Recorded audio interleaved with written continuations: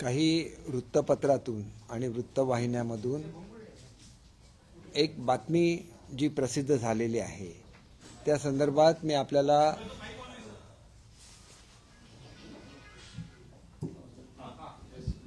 मी आपल्याला सांगू इच्छितो की मी बीडला गेलेलो होतो आणि हा शासकीय पूजेचा कार्यक्रम होता आणि मी ज्या वेळेला माझी प्रेस चालू होती त्यावेळेला एक मुलगी म्हणजे एक कॅन्डिडेट ह्या प्रेसच्या मध्ये आली. वास्तविक प्रेस चालू असताना कोणी मध्ये येण्याची काही आवश्यकता नसते, कारण प्रेस संपेपर्यंत थांबू शकतात आणि मी ज्याला सांगितलं की ही प्रोसेस सुरू झालेली आहे आणि माझी प्रेस कॉन्फरन्स चालूच होती त्यावेळेला, म्हणजे प्रेस मीडियावर चालू होती, त्याला पुन्हा पुन्हा प्रश्न विचारले. त्यावेळेला मी सांगितलेलं होतं की अशा तऱ्हेची बेशिस्त चालत नाही, कारण शेवटी शिक्षक हे आम्ही मुलांना शिस्त लावण्यासाठी त्या ठिकाणी आमची अपेक्षा आहे आणि हे सांगणं म्हणजे कोणाचा अपमान नाही आहे. आणि तरी पुन्हा पुन्हा बोलत राहिले तर त्याला एक पद्धत असते की आम्ही ज्याला मुलांचं भवितव्य घडवतोय त्याला मुलांना सुद्धा शिस्तीचं पालन सांगितलंच पाहिजे. आणि माझी विनंती आहे की प्रत्येकाने ती प्रेस बघितली पाहिजे. प्रेस बघितल्याशिवाय त्याच्यावर काही कॉमेंट्स देणं हे अतिशय चुकीचं आहे. मी कोणाचाही अपमान केलेला नाही की मी लहानात लहान माणसाचा सुद्धा कधी अपमान करत नाही, परंतु जर मुलांना जे शिक्षक शिकवणार त्यांनी शिस्त पाळायलाच लागते. हा माझा नेहमी सगळ्यांनाच सांगतो. कोणी जर शाळा चुकवून कोणी आंदोलन केलं तरी मी त्यांना सांगतो की कुठल्याही परिस्थितीमध्ये मुलांचं नुकसान होता कामा नये, कारण मुलं ही माझ्या डिपार्टमेंटची प्रायोरिटी आहे. मी ज्यावेळेला शिक्षण मंत्री बनलो त्यावेळेलाच मी अनाऊन्स केलेलं होतं की मी 1 वर्षाच्या आत सर्व शिक्षकांचे प्रश्न सोडवेन आणि त्याच्यानंतर माझी प्रायोरिटी ही फक्त विद्यार्थी हे राहील. आणि कोणी जर ऑनलाईन अर्ज केलेला असेल तर त्या ठिकाणी कधी जाहिरात येणार वगैरे सगळ्याचं स्पष्टीकरण तिथं लिहिलेलं असतं, त्याचे टप्पे ठरलेले आहेत आणि त्या टप्प्याप्रमाणे ती कारवाई चालू आहे. आणि त्याच्यामुळे एकदा आम्ही भरतीची परीक्षा घेतल्यानंतर ती कारवाई पूर्ण होणार हे उघड आहे. परंतु ही सुद्धा चौकशी माझ्याकडे कोणी अन्यथा केली तर मी त्याची उत्तरं देत असतो, परंतु प्रेस चालू असताना कोणी मध्ये येणं हे शिस्तीला धरून नाही, कारण प्रेसच्या वेळेला तो अधिकार प्रेसचा असतो आणि त्याच्यामुळे स्टेटमेंट काढायचं. सुप्रियाताईंनी सुद्धा स्टेटमेंट काढलंय. सुप्रियाताईंनी साहेबांच्या प्रेस बघाव्या, त्यामध्ये चुकीचा कोणी प्रश्न विचारला साहेब ताबडतोब त्याला थांबवतात. कोणाला थांबवणं हा अपमान नसतो. आणि परत परत कोणी जर शिस्तभंग केला तर त्याच्यावर अशासाठी कारवाई केली पाहिजे की पुढे मग हेच चालू राहणार. उद्या शिक्षक बनल्यानंतर काय करणार? मुलांना शिस्त लावायची तर अगोदर आपण शिस्तीचं पालन करायला लागतं. प्रेस कॉन्फरन्स संपेपर्यंत थांबू शकतात. मी थांबायला सांगितलं, मी उत्तर दिलं आणि थांबायला सांगितलं, पुन्हा मध्ये मध्ये बोललं तर मला मग सांगायला लागलं की मुलांचा अधिकार पहिला आहे. कोणाला नोकऱ्या पाहिजेत, कोणाला नोकरी मिळवणं हे नंतरचं आहे, परंतु माझ्या मुलांना जर कोण शिस्त शिकवणार नसेल तर ते मी सहन करू शकणार नाही. आणि असं जसंच्या तसं माझी मुलाखत आहे, कोणीही माझी मुलाखत बघावी. मुलाखत न बघता बातम्या देणं किंवा त्याच्यावर काही कॉमेंट करणं योग्य नाही. त्याच्यामुळे माझी एकच विनंती आहे, सगळ्यांनी अवश्य ती मुलाखत बघावी. आणि ती मुलाखत बघताना मी काय त्या मुलीशी बोलत अजिबात नव्हतो. माझी प्रेस कॉन्फरन्स सुरू होती, हे अगोदर लिहिलं होतं की शी डिस्टर्ब ड्युरिंग माय प्रेस कॉन्फरन्स. आणि असं कोणाच्याही प्रेस कॉन्फरन्समध्ये आता जर मी आपल्याशी बोलतोय आणि ही प्रेस कॉन्फरन्स घेतलं तर त्रयस्थ व्यक्ती येऊन ह्या प्रेस कॉन्फरन्समध्ये काही बोलू शकत नाही. त्यांनी प्रेस कॉन्फरन्स होईपर्यंत थांबावं, नंतर मला भेटावं. मी शांतपणे प्रत्येक गोष्टीचं उत्तर देत असतो. पण ही शिस्त ज्याला शिक्षक बनायचं त्यांनी ही शिस्त पाळलीच पाहिजे. उद्या मी जर गावामध्ये गेलो तर कुठलाही तलाठी, कुठलाही ग्रामसेवक जो शासकीय नोकर आहे अशा तऱ्हेचं बेशिस्त वर्तन करत नाही. आमच्याकडे आम्ही अतिशय आदर हा शिक्षकांचा ठेवतो, ते वेगळ्या तऱ्हेचं प्रोफेशन आहे, परंतु त्याचबरोबर सरकारी नोकराचा दर्जा आम्ही त्यांना दिलेला आहे. त्याच्यामुळे ती शिस्तसुद्धा पाळणं अपेक्षित आहे. आणि त्याच्यामुळे निश्चितपणे ते तर अजून शिक्षक सुद्धा बनलेले नाही आहेत, तर त्यांनी ती शिस्त पाळावी एवढंच मी सांगितलेलं आहे. आणि त्याच्यामध्ये चुकीचं काही नाही आहे, कारण प्रेस कॉन्फरन्स चालू होती हे त्याच्यामध्ये लिहिलेलं नाही आहे. आणि प्रेस कॉन्फरन्सच्या मध्येच एखादी मुलगी येणे की जी कॅन्डिडेट आहे तर ते शिस्तीला धरून नाही. त्यांनी थांबलं पाहिजे माझी प्रेस कॉन्फरन्स संपेपर्यंत. आणि ही प्रत्येकाला हे पाळायलाच लागतं पथ्य, आणि ते पथ्य प्रेस कॉन्फरन्स चालू होती हे मुख्य आहे. प्रेस कॉन्फरन्सच्या मध्ये आल्यानंतर तरी पण मी 1 मिनिटात उत्तर दिलेलं होतं की भरतीची प्रक्रिया सुरू आहे, त्याच्यानंतर माझ्याशी चर्चा ही माझी प्रेस संपल्याशिवाय करू शकत नाही, कारण ती ऑनलाईन प्रेस आहे. माझं रेकॉर्डिंग चालू होतं आणि त्याचं रेकॉर्डिंग सर्वांनी अवश्य बघावं, महाराष्ट्रातल्या सर्वांनी अवश्य बघावं, म्हणजे त्यांना कळेल की माझं पूर्ण डेडिकेशन हे विद्यार्थ्यांच्या हिताकडे आहे. आणि कुठलीही बेशिस्त मी विद्यार्थ्यांच्या जे शिक्षक त्यांना शिकवणार आहेत त्यांनी सुद्धा तसंच शिस्तीचं म्हणजे तीच शिस्त पाळावी अशी माझी नॅचरली अपेक्षा आहे. आणि ते जर भरती होत आहेत तर त्यांनी सुद्धा हे समजून घेतलं पाहिजे की पुढच्या काळामध्ये आपण जसं वागणार तसे आपले विद्यार्थी वागणार. आणि त्याच्यामुळे शिक्षकांनी ज्यांना शिक्षक बनायचंय त्यांनी सुद्धा शिस्तीचं पालन केलं पाहिजे.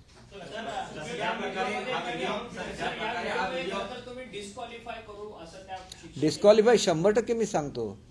जे शिस्त पाळणार नाही त्यांना मी डिस्क्वालिफाय करू शकतो. शिस्त पाळायलाच लागते ना. If you want to become a government servant तुम्हाला शिस्त पाळायला नको का? शिस्त पाळायलाच लागते. प्रेस बंदिस्त होती की ओपन होती? प्रेस माझी चालू होती. वस्तुस्थिती आहे, तुम्ही खात्री करून बघा ना. प्रेस मी जर देत असेल किंवा इव्हन टिकटॅक देत असेल तरी पण कोण मध्ये येऊ शकत नाही ना.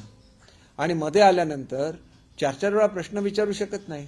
जाणून बुजून मीडिया समोर येऊन स्टंटबाजी एक प्रकारे होती आहे की, आणि ज्या प्रकारे तुमचा व्हिडिओ इमिडिएटली स्प्रेड करण्यात आला, खूप व्हायरल झाला, तुम्हाला हे बघा, राजकीय नेहमी असतं, परंतु मी माझ्या भूमिकेशी ठाम आहे.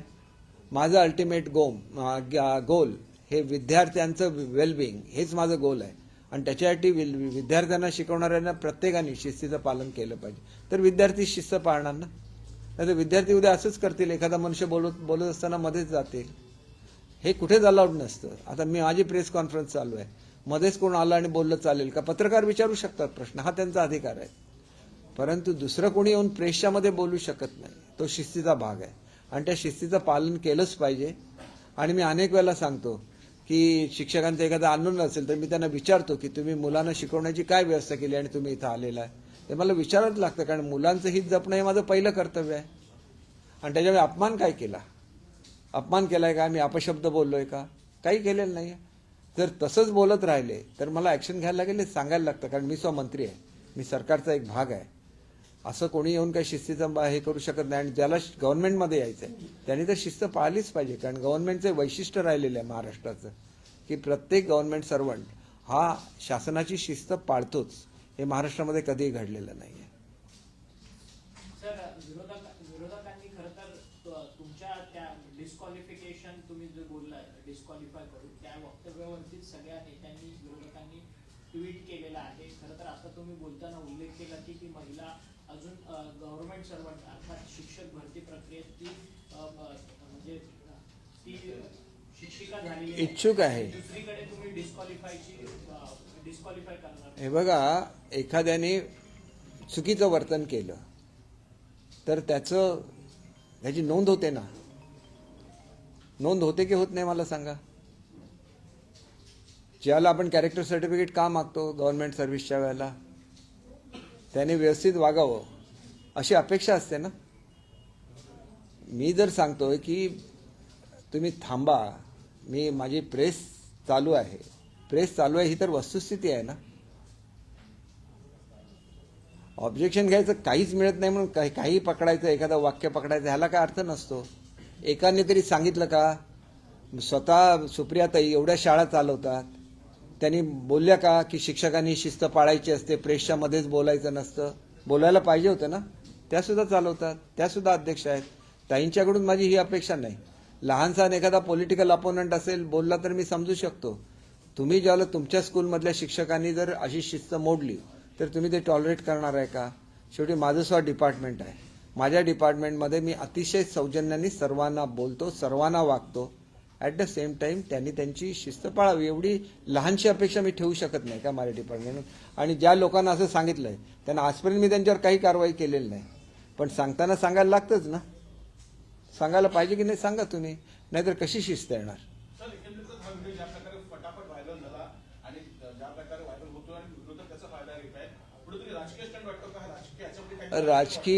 राजकारण तर त्याच्यामध्ये आहेच ना. किती लोकांनी त्या मुलीला बोलवून सांगितलं की प्रेस चालू असताना आपण मध्ये बोलायचं नसतं. त्याला प्रेस संपल्यानंतर मला बोलता आलं असतं की नाही? मी तिथंच होतो. प्रेस कॉन्फरन्स माझी चालू होते, मध्येच येऊन बोलणं हे मुळात चुकीचं आहे आणि ही शिस्त प्रत्येकाने पाळलीच पाहिजे. एक राजकीय प्रश्न आहे की उद्धव ठाकरेंनी आज एकनाथ शिंदेच्या बाबतीत जे काही शब्दप्रयोग केले या सगळ्यावरती शंभूराजांचं असं म्हणणं आहे की आम्ही ते सगळे ऑडिओ आणि व्हिडिओ क्लिप्स मागवून देणार आहोत, त्यामध्ये कोणते शब्दप्रयोग आहेत का याचा आम्ही लीगल ऍडवाइस घेणार आहोत. याच्या आधी जो नारायण राणेंना न्याय लागला तोच येणार आहे का उद्धव ठाकरेंना लागेल सरकारला असं नाही बघा, ह्याच्यावर मी याच्यावर आता कॉमेंट करू शकणार नाही, कारण मी हे संपूर्ण त्यांची क्लिप वगैरे बघितलेली नाही आहे. परंतु अपशब्द वापरणं ही मुळात महाराष्ट्राची संस्कृती नाही. तुम्ही छोटंसं असं सांगितलं की कारवाई करेन, तर त्याच्यावर एवढं मोठं राजकारण करतात. तुम्ही किती अपशब्द वापरता? मी तर अजिबात एकही अपशब्द वापरत नाही, कोणालाही नाही किंवा त्या व्हिडिओमध्ये वापरलेलं नाही. मी एवढंच विचारलं की मुलांचं हित, माझी पहिली प्रायोरिटी मुलं आहेत आणि मुलांना शिस्त शिकवणं हे शिक्षकांचं काम आहे. त्याच्यामुळे अशा तऱ्हेचं वर्तन मला शिक्षकांकडून अपेक्षित नाही. आणि तरी ती मुलगी बोलत राहिली तर मी त्याला सांगितलं, असंच बोलत राहिली तर मला त्याची नोंद घ्यायला लागेल ना, कोण मुलगी होती, काय बोलते, आणि मला तसं मग डिपार्टमेंटला कळवायला लागेल काय, कसं वॉर्न करायचं, काय करायचं ते. सर, आज उद्धव ठाकरेंनी पत्रकार परिषद घेतली आणि या पत्रकार परिषदेमध्ये मुख्यमंत्र्यांच्या बाबतीत त्यांनी जे विधान केलंय त्या बाबतीत आता तुमचा पक्ष अधिक आक्रमक झाले, त्यांच्या वक्तव्याची तपासणी केली जाईल असं म्हटलं जाते. त्यांच्यावरती सुद्धा नारायण राणे यांच्यासारखीच कारवाई केली जाणार का सरकारकडनं? बघा, ज्या पद्धतीने त्यांनी कारवाई केली ती कारवाई करण्यासारखं आमचं सरकार नाही आहे. त्यांनी अगदी त्यांना जेवत असताना तिथून उठून अटक केलेली आहे, ही आमची मुळात संस्कृती नाही. आणि त्यांना चोख उत्तर देण्याएवढं आम्ही सक्षम आहोत. मी खरं तर दौऱ्यावर होतो, बीडवरून मी सिंधुदुर्गामध्ये गेलो, सिंधुदुर्गमधून आज मुंबईत आलेलो आहे. खरं तर आता पुन्हा जाणार होतो, परंतु ही प्रेस, मला काही आमच्याच प्रेसमधल्या मित्रांनी सांगितलं की चुकीचा गैरसमज तुमच्याबद्दल पसरवला जातो. त्याच्यामुळे मी तातडीने प्रेस घेतली की माझी व्हिडिओ क्लिप बघा, त्याच्यामध्ये अपमानास्पद काही असेल तर मला कोणीही सांगू शकतं. त्याच्यामुळे हे मी एकदम क्लिअरली सांगितलं, म्हणून मी आजची प्रेस घेतली. तुम्ही सांगता तो विषय आहे असं वक्तव्य हे जबाबदार पक्षाच्या प्रमुखांनी करता कामा नये असं माझं स्पष्ट मत आहे. मी त्यांचं वक्तव्य तपासून बघेन.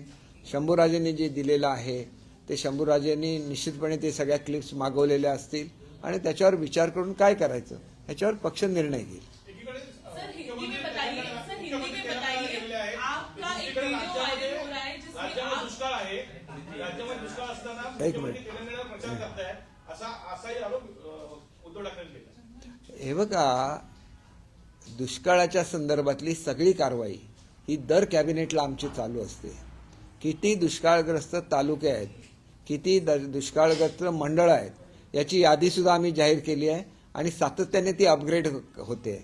ज्यांनी कधीही शेतकऱ्यांकडे बघितलं सुद्धा नाही त्यांनी अशी विधानं करणं साफ चुकीचं आहे.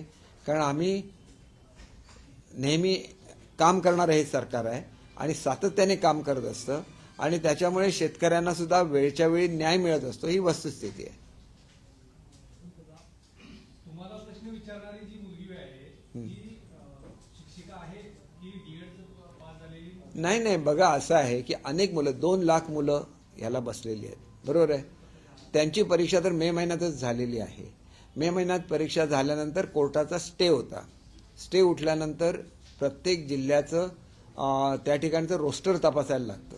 रोस्टर तपासल्यानंतर एक शासनाने अतिशय महत्त्वाचा निर्णय घेतला जो सगळ्यांना कळला पाहिजे की याच्यापुढे जनरल ज्या सरकारी नोकऱ्यांच्या बदल्या होतात त्या पद्धतीने शिक्षकांच्या बदल्या होणार नाहीत. त्यांना स्थैर्य लाभलं पाहिजे आणि त्याच्याचबरोबर शिक्षणाचा दर्जा सुधारला पाहिजे. म्हणून त्यांनी जी शाळा सिलेक्ट केलेली आहे तिथं त्यांना काम करण्याचा चॉईस दिलेला आहे. या परिस्थितीमध्ये नव्या मुलांची भरती होण्यापूर्वी ती यादी फायनल व्हायला लागते.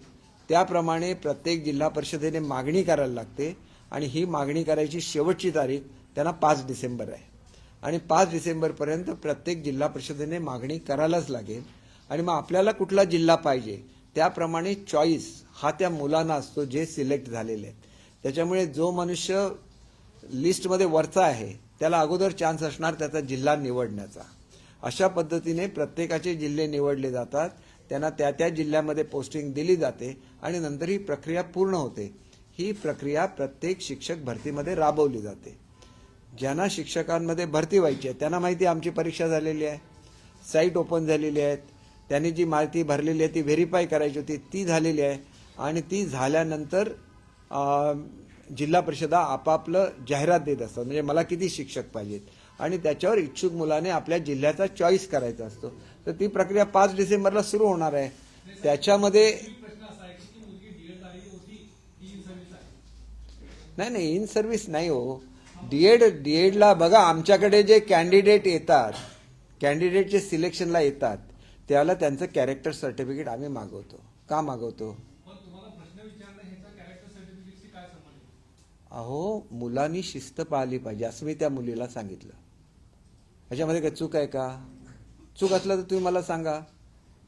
ज्या मुलीला शिक्षक व्हायचं आहे त्यांनी शिस्तीचं पालन करायचं नाही, तर तुम्ही मला सांगा शिस्तीचं पालन करायचं नाही, मी ते मान्य करेन. त्या विद्यार्थ्यांचा असा आरोप आहे की तर शिक्षण मंत्री आम्हाला वेळ देत नाहीये. मग वेळ देत नाहीत कसा? मी तर तिथं गेलेलो होतो.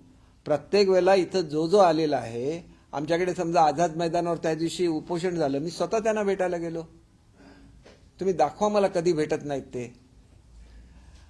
असं आहे की आता तुम्ही गृहीत धरा, तुम्ही आमच्या कमिशनरना मी तुम्हाला हे करायला सांगतो, त्यांच्याकडे किती मुलं येऊन बसतात, कशा तऱ्हेने वागतात, आणि अशी मुलं जर उद्या शिक्षक झाली, परिणाम कशावर? शिक्षण खात्यावर होणार ना.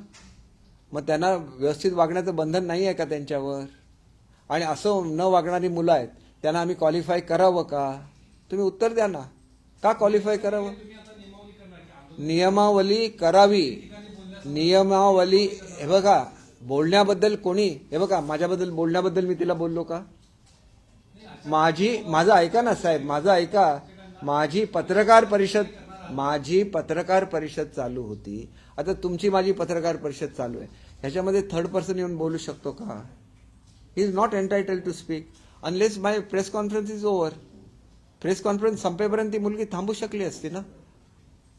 आणि मी एकदा उत्तर दिल्यानंतर तरी थांबता येईल ना. माझी प्रेस चालू आहे, माझी जाहिरात निघालेली आहे, मी उत्तर दिलेलं आहे. तुम्ही म्हणून सांगितलं व्हिडिओ बघा, आणि व्हिडिओ बघितल्यानंतर तुमच्या लक्षात येईल की शिस्त ही आणायलाच लागेल. आणि तुमचं अल्टिमेट गोल, हे बघा, त्याच्यासाठी काय करायचं असेल तर मी त्याच्या संदर्भात डिपार्टमेंटकडून अहवाल मागवेन की कशा वेळेला कशा तऱ्हेचे लोक वागलेली आहेत, आणि अशी वागत असतील तर त्या मुलांची नोंद घ्यायला लागेल आणि त्यांच्यावर अप्रोप्रिएट ॲक्शन घ्यायला लागेल. परंतु मी इथं ॲक्शन घेतलेली नाही आहे. साहेब, असं बोललं म्हणजे कोणाचा अपमान झाला का? बोलायला लागतं. तुम्ही तुमच्या मुलाला दटवत नाही का? मी त्यांच्याकडे लहान मुलं म्हणून बघतो, मी त्यांच्याकडे माझे शत्रू म्हणून नाही बघत. परंतु वॉर्न करायलाच लागतं की शिस्त पाळ, हे सांगायलाच लागतं. आणि मी ते सांगितलेलं आहे, त्याच्यामध्ये काहीही चुकीचं आहे असं मला वाटत नाही. प्रत्येकाने शिस्त पाळली पाहिजे. मला कोणीही भेटू शकतं, माझ्याशी कोणीही बोलू शकतं, परंतु ते कधी बोलावं ह्याला स्वमर्यादा आहे. आता माझी प्रेस कॉन्फरन्स चालू आहे, त्याच्यामध्येच येऊन कोणी बोलू शकत नाही. त्यांनी थांबलं पाहिजे. माझे प्रेस कॉन्फरन्स 5 मिनिटात संपते, 10 मिनिटात संपते. सर एक मराठी प्रश्न आहे सर. प्रकाश आंबेडकर यांनी सांगितलंय की प्रकाश आंबेडकरांचं विधान आहे की 6 डिसेंबर नंतर राज्यात जातीय दंगली घडवून आणण्याचा प्रयत्न होईल म्हणून. नाही बघा, ते ज्येष्ठ नेते आहेत, त्यांनी काय केलेल्या विधानाबद्दल मी काय बोलणं चुकीचं आहे. तुम्ही त्याच्याबद्दल त्यांना विचारू शकता, मला विचारून काय आहे? सांगा. सर, इनमें जानना चाहेंगे जो बीड में जो वीडियो जो वायरल हुआ उसके बारे में क्या है? बीड में जो वीडियो वायरल हुआ उस वक्त मेरी प्रेस कॉन्फ्रेंस चल रही थी. एक इच्छुक कैंडिडेट जिन्होंने अप्रोच किया है टीचर्स भर्ती के लिए, वो आके मुझे सवाल कर रही, तो मैंने उनको बोला कि मेरी प्रेस चल रही है, और मैंने उनका जवाब भी दे दिया. फिर जब प्रेस चल रही है और जब रिकॉर्डिंग चल रहा है तो मैं उनके साथ बात नहीं कर सकता, मैं प्रेस के साथ ही मुझे बात करनी चाहिए. फिर भी वो बोलती रही, तो मैंने उनको बोला कि आपको आगे चढ़ के टीचर बनना है, और टीचर बन के आपको स्टूडेंट को डिसिप्लिन सिखानी है. तो डिसिप्लिन का पालन आपको भी करना पड़ेगा ताकि हमारे बच्चे डिसिप्लिन बने. और मेरा अल्टीमेट गोल सिर्फ यहाँ के बच्चे हैं. टीचर्स उनको सिखाने का एक जरिया है, इसीलिए आपको डिसिप्लिन का पालन करना है. तो ये बोलना कुछ गलत बात नहीं है, और उसके बाद भी कुछ बोलते रहे, तो मैंने उनको बोला कि आप ऐसे ही करते रहेंगे तो इसके बारे में एक्शन लेनी पड़ेगी. और मैंने आज तक किसी पे एक्शन नहीं लिया है, लेकिन ये बर्ताव ऐसे ही होते रहा तो आगे चल के बच्चों का फ्यूचर भी बनाना है और उसके लिए डिसिप्लिन बिहेवियर तो करना ही पड़ेगा। हर किसी को जो चाहता है कि इस फील्ड में आए तो उसको डिसिप्लिन रहना पड़ेगा। सत्ता बदल होत असताना काही आमदारांचे व्हिडिओ प्रसारित झाले होते की टेबलवर उभं राहून नाचताय या पिरियड मध्ये, जेव्हा सगळे सुरत, गुवाहाटी गेले होते तर हे आमदारांचं वर्तन शिस्तीत येतं का? म्हणजे आणि तुम्ही शिक्षकांकडून अपेक्षा जेव्हा करता साहेब, आमदारांचा आणि शिक्षकांचा काय संबंध आला सांगा मला? याच्याशी हा संबंधित आहे का विषय? आमदार, माझं एक लक्षात घ्या की मी शिक्षण खात्याचा मंत्री आहे. मी कोणाला सांगू शकतो? मी शिक्षकांना सांगू शकतो, जे इच्छुक आहेत त्यांना सांगू शकतो की आपण व्यवस्थित वागलं तर हे वागतील. तसंच जर मला सांगितली त्यांची नावं, त्यांना सुद्धा मी सांगू शकतो तुम्ही व्यवस्थित वागा. हे सांगण्यामध्ये कोणाचाही अपमान होत नाही. त्या मुलाला मी व्यवस्थित वाग म्हणून सांगितलं, हा का अपमान झाला का? हे बघा साहेब, हे तुम्ही मला काहीतरी वर्षापूर्वीचा प्रश्न विचारला जो याच्याशी संबंधित नाही, तर मी त्याचं उत्तर कसं देऊ? तुम्ही मला शालेय शिक्षणाच्या संदर्भात सांगा की टीचर्सनी मिसबिहेव केलं तर मुलं उद्या काय करणार आहेत? मुलं मिसबिहेव करणार की करणार नाहीत? मुळात प्रश्न विचारणं हा गुन्हा नाही आहे, परंतु दुसऱ्याच्या प्रेस कॉन्फरन्समध्ये आपण घुसणं हा निश्चितपणे चुकीची बाब आहे. आणि म्हणून एक गोष्ट लक्षात घेत नाही की ती मुलगी प्रेस कॉन्फरन्सच्या मध्ये आली, हाच ऑब्जेक्शनेबल पार्ट आहे. तिने मला प्रश्न विचारल्याबद्दल मला कुठलंही ऑब्जेक्शन नाही. मी शांतपणे सगळ्यांच्या प्रश्नाची उत्तरं देऊ शकतो. परंतु मीडियावर जेव्हा प्रेस चालू आहे त्यावेळेला मध्येच तुम्ही दुसरे बोलले तर मग तिने सुद्धा त्याचा फायदा घेतला पाहिजे आणि सिलेक्ट झालं पाहिजे. मी काय हे सांगितलेलं नाही आहे की तू मला प्रश्न विचारल्याबद्दल तुला हे करतो. मुळात तुम्ही एक गोष्ट लक्षात घेत नाही की प्रेस कॉन्फरन्समध्ये कोणीतरी मध्ये येऊन असं वर्तन करणं योग्य आहे की अयोग्य आहे, याचं मला तुम्ही उत्तर द्या. प्रोसेस चालू आहे ना. प्रोसेस चालू असल्यानंतर सॅटिस्फाय झालं पाहिजे की प्रोसेस चालू आहे. प्रोसेस चालू आहे म्हणजे त्यांना न्याय मिळणार.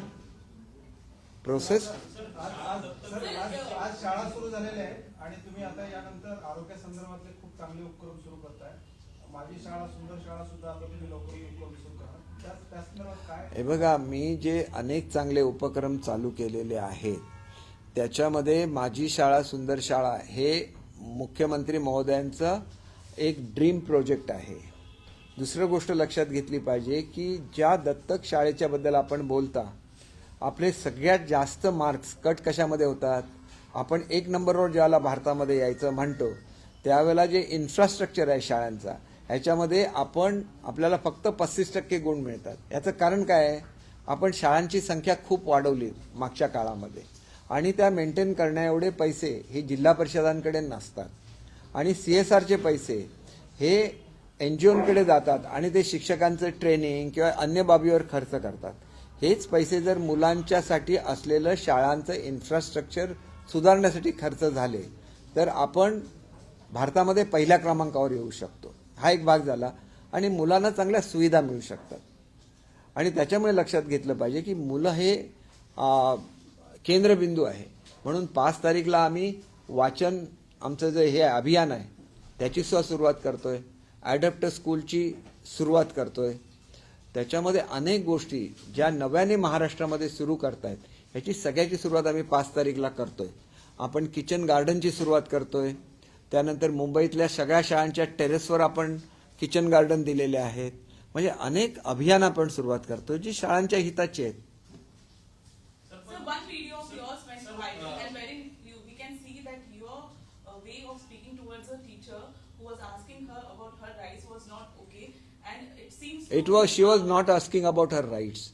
First thing that my video, my press conference was going on. Anybody who wants to talk to me should wait for that press conference to be over. And that is not a discipline. The one who wants us to enter into a divine profession like teacher must follow the discipline. That is what I told her, and which is not wrong. Because I want to make the future of my young students, and there I want disciplined teachers only. So one must follow the discipline. And what is wrong in saying that you will have to follow the discipline? Is it insulting? When you are doing something wrong, entering somebody's press conference and asking a question there was every possibility of waiting for another 5 minutes.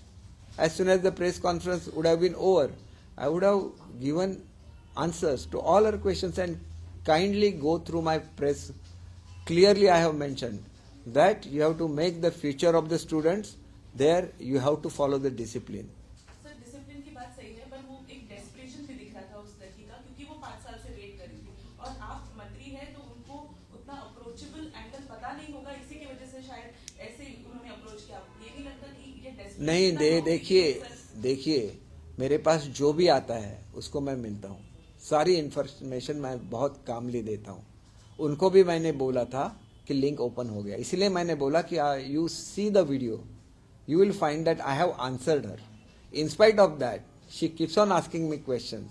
She could have waited. I told her that also. Shraddha and Saburi is a part of our Bhumi, Maharashtra. So you must have the patience and you have to keep faith also. When the site is open, that means the process is on. And I cannot discuss when my press is going on. She will have to wait till the press is over. So whatever I told her was to follow the discipline and which is correct as per my judgment. Sir शाळेचा दर्जा सुधारेल भारतामध्ये तर महाराष्ट्र तर पहिल्या क्रमांकावरती असेल दत्तक योजनेच्या संदर्भातच प्रश्न आहे, पण मात्र एक शिक्षकी आणि 2 शिक्षकी ज्या शाळा आहेत त्याचे एकत्रीकरण तर एक शाळा तर बनवण्याचा तर काही या दत्तक योजनेत बघायला मिळतं। मग 6 किलोमीटर ती विद्यार्थी तर पाय चालतील कशी अतिदुर्गम भागात? एक गोष्ट लक्षात घ्या की दुर्गम भागातली एकही शाळा बंद होणार नाही फर्स्ट ऑफ ऑल. आणि दुसरं, ज्या ठिकाणी विद्यार्थ्यांना दुसऱ्या शाळेमध्ये जायचं असेल त्यांना आम्ही ट्रान्सपोर्टेशन प्रोव्हाइड करतो, त्यांना आम्ही ट्रान्सपोर्टेशनचा भत्ता देतो. त्याच्यामुळे हे काय सांगितलं जातं हे चुकीचं आहे. मुलांना त्या ठिकाणी ट्रान्सपोर्टेशन पुरवण्याची जबाबदारी ही शासनाची असते आणि त्याच्यामुळे एकदम जी लहान मुलं आहेत त्यांच्यासाठी उलट तर जादा स्कूल्स ओपन होणार आहेत प्री प्रायमरी म्हणून. कारण ज्या ठिकाणी ही मुलं अंगणवाडीमध्ये जातात त्याच ठिकाणी आम्ही त्यांना प्री प्रायमरी स्कूल्स देतोय. मग त्याच्यापेक्षा मोठी मुलं जर स्वतःच्या खर्चाने शहरामध्ये जाऊन चांगल्या शाळेमध्ये जात असतील तर मग ह्या शाळांनी सुद्धा मुलांनी चांगल्या शाळेमध्ये शिकावं, एवढंच आमचा उद्देश आहे. आमचा कुठल्याही शाळा बंद करण्याचा कुठलाही उद्देश नाही. तुमची आणि राणेंची भेट झाली, राणे साहेबांची भेट झाली आणि तुमची राणे साहेबांसोबत भेट झाली, काही काम नव्हतं आणि हे इंटरेस्टिंग आहे बघा, माझी राणे साहेबांची भेट झाली ते डीएड जे युवक आहेत ज्यांना शाळेमध्ये चान्स मिळालेला नाही भरतीमध्ये, त्यांच्यासाठी काय करायचं ह्याच्यासाठी माझी भेट झाली. म्हणजे आम्ही विद्यार्थ्यांचा एवढा हे ठेवतो, विद्यार्थ्यांबद्दल एवढी आपुलकी ठेवतो आणि त्याच विद्यार्थ्यांनी वाटेल तसं वर्तन केल्यानंतर त्याची बातमी बनते. हे सगळं कॉन्ट्राव्हर्शियल आहे. त्यांना विचारा माझी चर्चा झाली की नाही. आणि ती मुलं ज्यांना चान्स मिळू शकला नाही परंतु डीएड झाले आहेत त्यांना दुसऱ्या कुठल्या सिस्टममध्ये ॲब्झॉर्ब करता येईल का ह्याच्याबद्दल माझी चर्चा त्यांच्याशी झालेली होती. त्याच्यामुळे आम्ही मुलांबद्दल एवढी आपुलकी ठेवतो आणि मुलांनी असं ॲरोगंट बिहेवियर करावं हे कुठेतरी चुकीचं आहे. हे बघा, माझं आणि राणेंचं कधीही वैर नव्हतं. मी स्पेसिफिकली सांगतो, ज्या पद्धतीने कार्यकर्ते वागत होते तो एक विषय होता. एका विषयाच्या संदर्भात मतभेद होऊ शकतात, तेवढ्यापुरतं ते मर्यादित ठेवलं पाहिजे. व्यक्तिगत पातळीवर ना राणे साहेबांनी कधी माझ्या विरुद्ध स्टेटमेंट काढलंय किंवा मी राणे साहेबांच्या विरुद्ध स्टेटमेंट काढलंय. टीका केली 100%, परंतु त्या विषयाच्या संदर्भात होती ती. व्यक्तिगत टीका मी कधीही केलेली नाही त्यांच्यावर.